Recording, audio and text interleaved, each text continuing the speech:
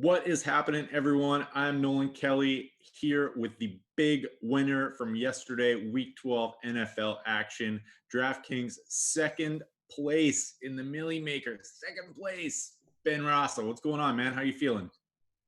Feeling good. Yeah, it was quite a Sunday. Close, very close. Couldn't finish it, but you know what? It was obviously an awesome day. I was super excited.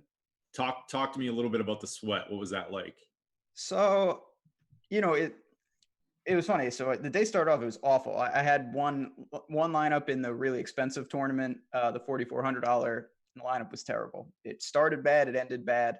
So the day was in recovery mode pretty quickly. But I did notice I had one lineup that was kind of emerging. And when it got to, Nolan, we had talked about this, all of us, there was only two late games.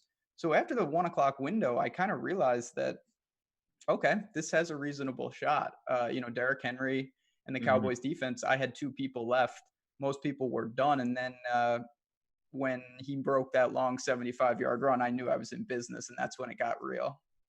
Now, after that 75-yard run, are you thinking like I got a legit shot at the Millie here? So I had this lineup in a bunch of things, Yeah. and some of those things I felt pretty good. But when he made that run and then they fumbled, he scored again.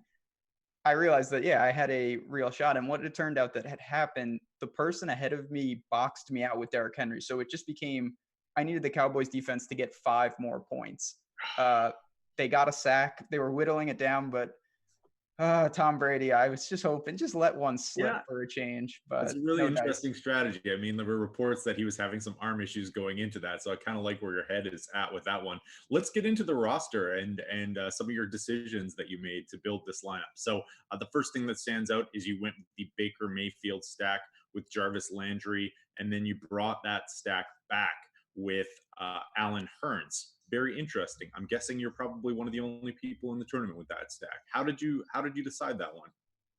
So, like anything, obviously it goes without saying, you just got to get really lucky. I had 20 lineups. This lineup happened to emerge, but in particular, digging into it, what really happened was, the Browns were a huge favorite at home, and the Dolphins are so bad, but they do have Fitzpatrick, and we all know that he is even when they're getting killed, he's going to take chances, he's going to take shots. So with Preston Williams no longer there, Devontae Parker was a guy, I would have had no problem. I just couldn't afford him.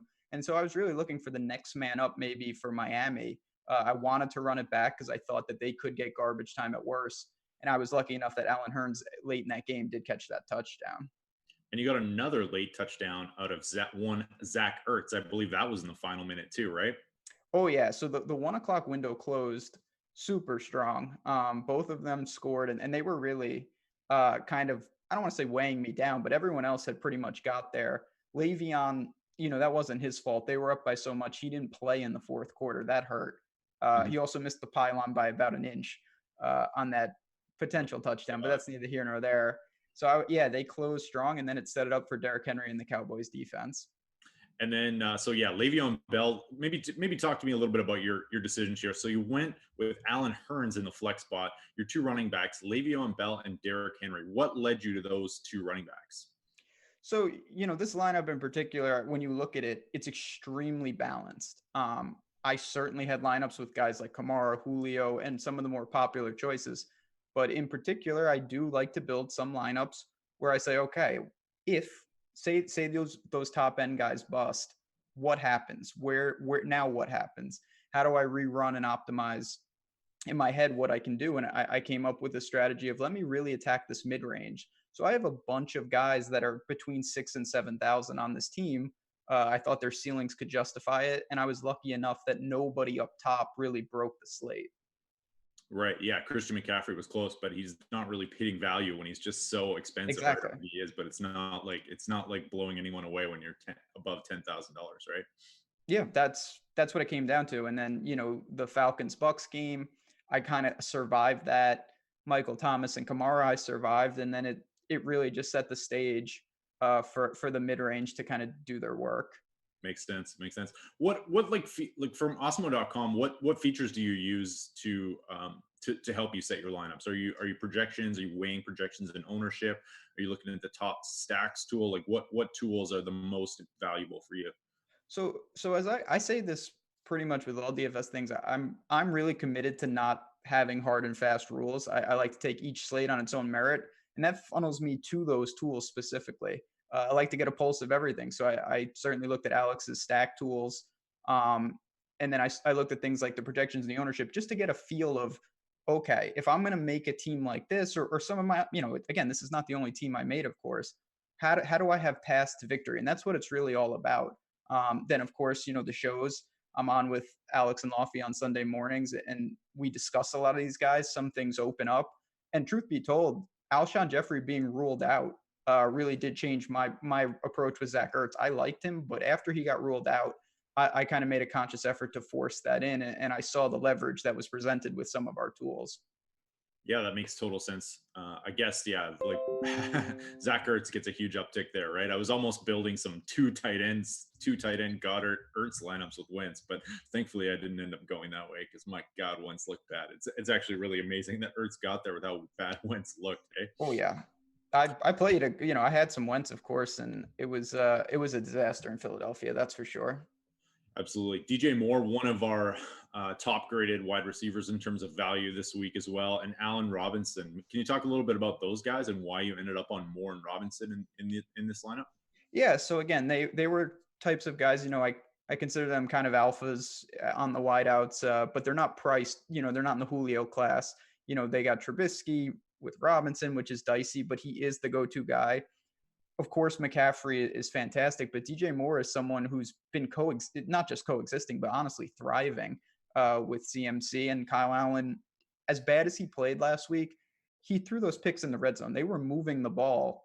He had 300 yards passing. So I felt pretty confident in a game inside as the weather, we saw in New England, it can make a difference this time of year. Those were the type of plays that I felt comfortable, taking shots with. Now, of course, I connected the dots on one team, which was extremely fortunate. But, at low ownership, it was certainly worth a shot. Now, are you consciously trying to mix in?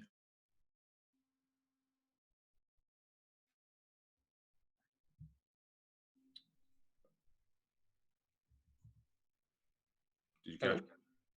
Hello? Hello? I'm here. Are you consciously trying to mix in like lower owned players like an Allen Hurns or something? Like, is that something you're cognizant of, or are you just building the best possible lineup? No, that's something I'm definitely cognizant of. And that's, again, where, a tool like our ownership projections are important because you can get a pulse on it. Now, I'm not someone that I think sometimes you can get too crazy with it. And it's like, I need to find a 1%er. No, you don't. But on this lineup, I had a good enough idea that, okay, if a lot of this chalk bust, this is a reasonable lineup. And again, it's not, I think most people would recognize, if I knew this was just going to be the best lineup, I wouldn't have played all my other ones. Of course not. But when I built each lineup, I envisioned a path to victory. And for this particular lineup, of course, it went according to plan. Makes total sense. One final question for you: what advice would you give other people out there, Awesemo subscribers, people who haven't subscribed to projections? What advice would you give to people who want to try and take down this milli or try and take down these large tournaments?